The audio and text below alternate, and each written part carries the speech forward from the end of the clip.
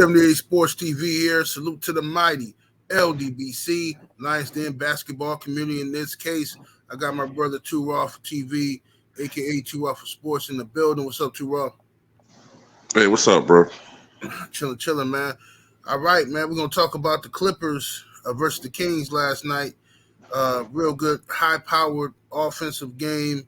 Um, let's talk. This was Russ's first game as a Clipper, and let's look at some numbers. Look at some numbers here. Let me get rid of my logo here. All right, we had start with Paul George. PG only shot 18 shots, but he was 9 for 18 from the field, 5 for 8 from the 3-point line. Hit most of his free throws. Had 34 points, 10 rebounds. Kawhi Leonard, 16 for 22, 44 points. Kawhi got off in the regulation at least. Then you had Russell Westbrook, first game, 7 for 13 from the field, 17 points, 14 rebounds. All right, 14 assists, 5 rebounds. Russ has 7 turnovers, and we know the haters are going to point that out and focus on that and act like that was the reason why the Clippers lost. But what was your take on the Clipper game last night? I thought it was a pretty good. I thought it was actually overall. I would give it an 8 as far as Russ's performance. I mean, you could bring up the turnovers, but we gotta remember, man, the final score was 176 to 175. So, it was a very fast-paced game. More possessions for each team. So you have more possessions, there's going to be more opportunities for turnovers, just like more opportunities for rebounds, more opportunities for points. So it is what it is. I thought what happened at the end was a combination of, as far as the Clippers losing the game, a combination of Mike Brown out-strategizing and out-coaching Tyronn Lue. I think Mike Brown is one of the more underrated coaches in the NBA. I don't know why he's had this knack or this knock on him that he's this bad coach. Oh, you know why? LeBron.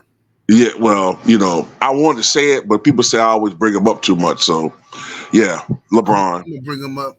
Yeah, they always say I'm bringing up LeBron all the time. So, but yeah, it's because LeBron and the stigma of that. LeBron didn't win because Mike Brown's not a good coach, which is not true. And then, Kawhi Leonard shot 16 for 22, but remember he began the game 13 for 15. Right. So down the stretch, Kawhi went 2 for 7, and he stopped being aggressive.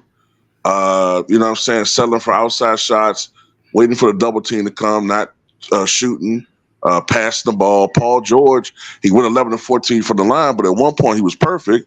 He started missing free throws down the stretch. And when Russell Westbrook wasn't on the floor, the Clippers sort of collapsed. Turnovers.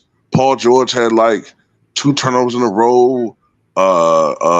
Powell creating all types of stupid offensive fouls. And, at the end, man, it's a combination of being outcoached, the Clippers doing what the Clippers do. And, you got to give it to the Kings, man. They took it to the rack. They outscored the Clippers in the paint.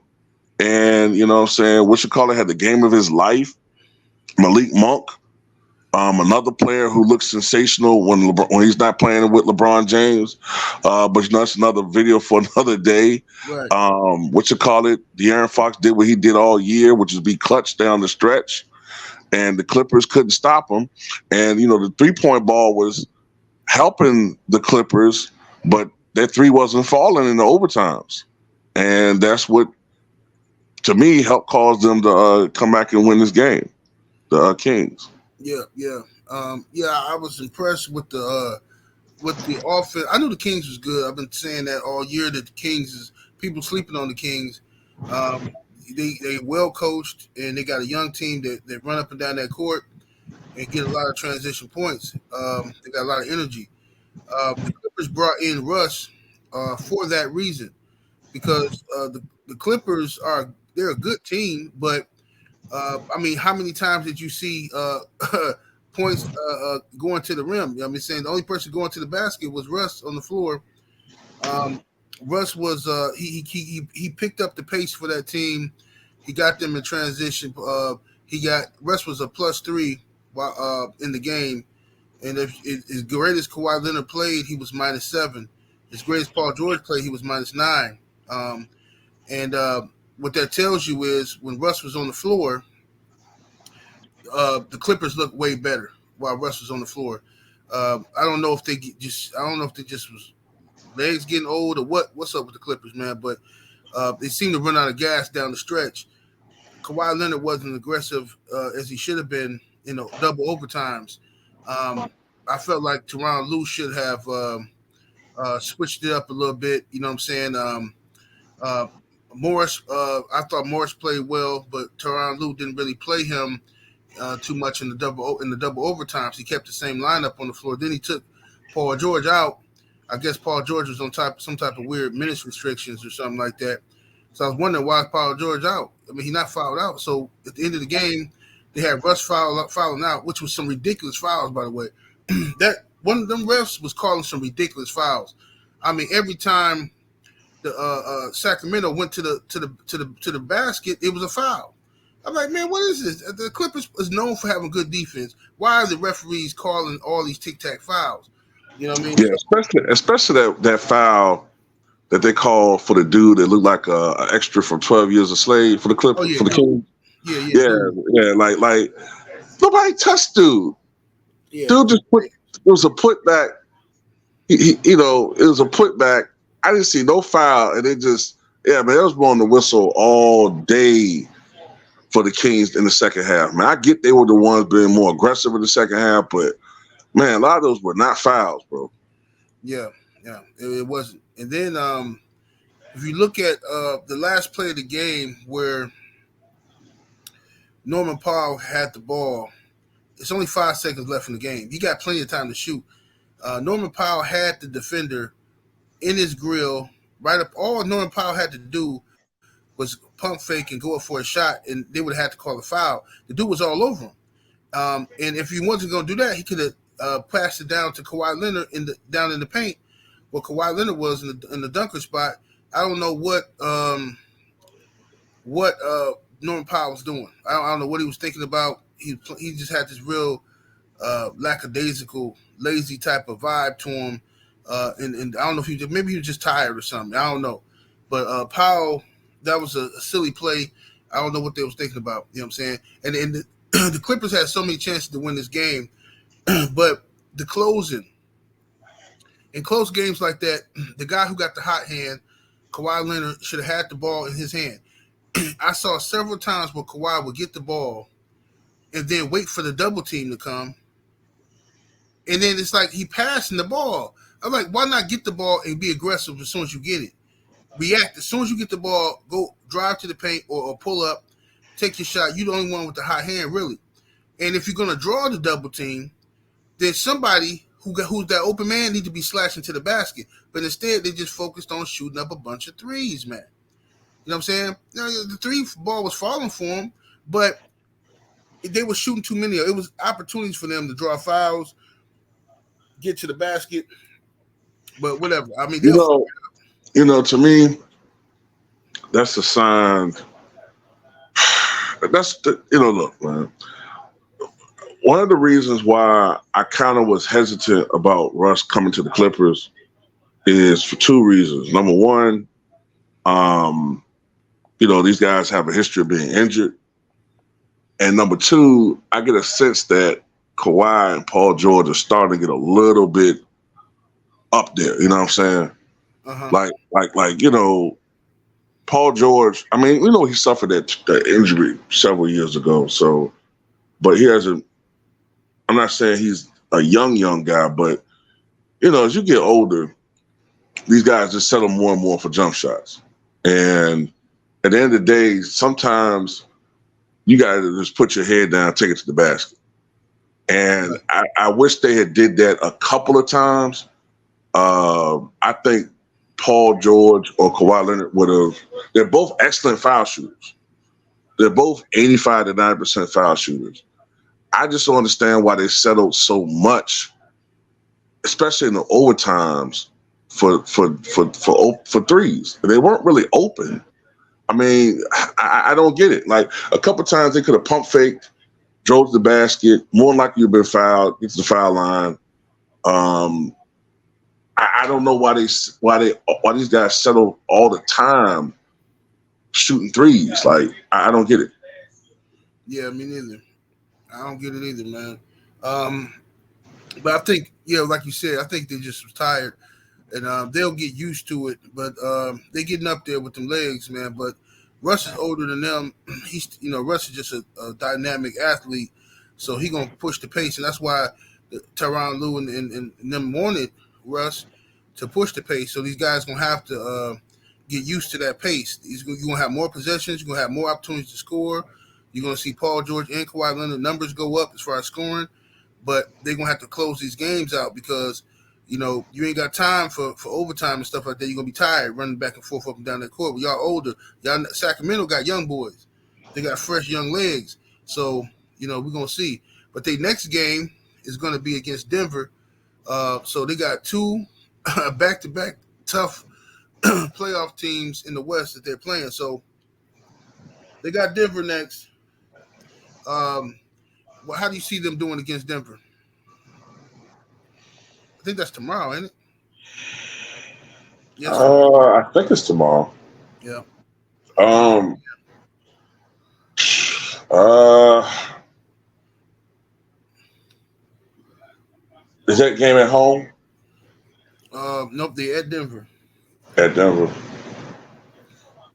Yep. They at Denver. I mean, I don't know, man. Denver's a tough team to beat, man. They tough, and at the end of the day, they got a squad. They deep. They got Nikola Jokic. A lot of people think I hate on Jokic, but Jokic is definitely one of the top players in the NBA. One of the top 2 to 3 big men in the NBA. It's gonna be tough. I don't know the status of Zubac. I don't know his status. So I mean, if they don't have him, it's gonna be pretty tough. It's gonna be a tough game, man. I really don't know. I don't know if they can beat Denver at home. I hope they. I mean, I don't know. I don't know how the game's gonna go, but I think it's gonna be tough for them. You know what I'm saying? Yeah, Denver gonna be a tough game tomorrow. Denver is a better team, so I don't know if they're gonna beat Denver. But after that, they got Minnesota on Tuesday. Then they got Golden State, and then they got Sacramento again. So I think they'll beat Sacramento in the rerun. I think they'll beat Minnesota. I think they'll beat Golden State too. Yeah, they'll beat Golden State, and then after that, March 5th, they got Memphis, and then Toronto and New York. But the tough games is coming tomorrow, and then with the Memphis game, another team with young legs. So they're gonna have to really be about the action, man. They're gonna have to be about that action. But I think they have a chance to beat Denver tomorrow. But like you said, their center is missing. The Clippers had no big man presence last night, and it was obvious because they could not protect the basket for nothing. The Kings was getting whatever they wanted, driving, they drawing fouls, man. It's just pathetic, man. Just pathetic. Defensively, the Clippers were. Offensively, the Clippers looked great. Defensively, it was just horrible. And it's another thing that bothers me is that the Kings are not, they're not normally a great defensive team, but last night they looked like a top 5 defensive team. They forced 25 turnovers. Mm-hmm. The Clippers played real sloppy yesterday. Yeah. Real sloppy. And to be honest with you, even though Russ had 7 turnovers, they weren't. No, two of those turnovers were BS turnovers. 2 of them were offensive foul type of turnovers. Um, there wasn't like he passing the ball to somebody, some silly lazy pass, and then they strip him. It wasn't that. It was a couple of them I saw that was turnovers based off of offensive fouls or him setting picks and all this kind of garbage. Like this is ridiculous, man. Right, right. So at the end of the day, I think it's gonna be like a process for them to get acclimated playing with Russ. So there may be some games, uh, maybe the first 8 or 9 to 10 games they play with each other that there may be some growing pains. But Uh, I think eventually down the stretch, they're gonna gel. They're gonna figure out how to best use Russ, what best lineups to put out there. And I think at the end, I think this team will be improved. I think they'll be improved. But at the end of the day, they just got to get used to this pace. Now look, 176, 175. Now that's not going to normally happen, but I do think that the Clippers are going to start being more. They're going to look a lot better offensively. But we got to see the Clippers that we saw back in the day, at least last 2 or 3 years on the defensive end. Because we know Paul George and Kawhi Leonard. They could be great elite defenders. So we got to see them ramp it up on that end. And I think this team needs to change. Look, Russ's job to me is to make it easier offensively for everybody. That's Russ's job. right. Russ is not a lockdown defender. I mean, he will make some good plays with deflections and maybe a couple of blocks here or there, but he's not a lockdown one-on-one defender. It's up to Kawhi, Paul George, and other guys to step up defensively. But those are the two dudes that really excel defensively. And if they can do that, man, then the Clippers got a shot. They got a shot at going to the finals. I think they can if they're playing well. They can make a run. They're capable of doing it. If they can stay healthy and they, keep their heads in the game 100%. Right. Yeah, I agree. I think the Clippers. I was impressed by what I saw from them offensively. They got a few things to work out, a few things to tweak a little bit, and I think they'll be all right. You know what I'm saying? I think this game tomorrow it's a tough game, but if they can beat the Nuggets tomorrow, that's going to be real interesting. You know what I'm saying? Real interesting. But that can easily be a loss. You know what I'm saying? They can lose 2 in a row, but we'll see what happens. I'll be looking forward to it. I'm a Russ fan, so I'm gonna be rooting for him, and I'm gonna be watching these Clippers. And it's just hilarious how the how the Russ haters just come out, boy. These people is nuts, man. Oh yeah, Russ had 7 turnovers. Yeah, 7. What I'm trying to figure out is he's not with the Lakers, right?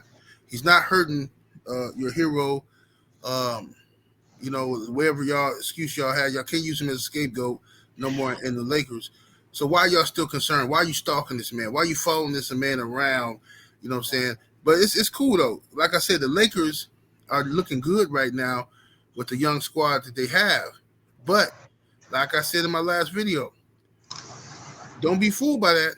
Anthony Davis only shot 5 shots. LeBron didn't play well, right? The other guy, Beasley saved the Lakers. Now, if you keep that attitude going, what happens when Beasley and them guys ain't got it going, and it's up to LeBron and AD to go out there? I don't want to hear nothing about LeBron ain't got no squad. I don't want to hear nothing about the Lakers need more help. Nothing. All right, they got all the help they need. The Lakers should be in the finals. The way the people talking, should be in the finals. Yeah, another thing kill me is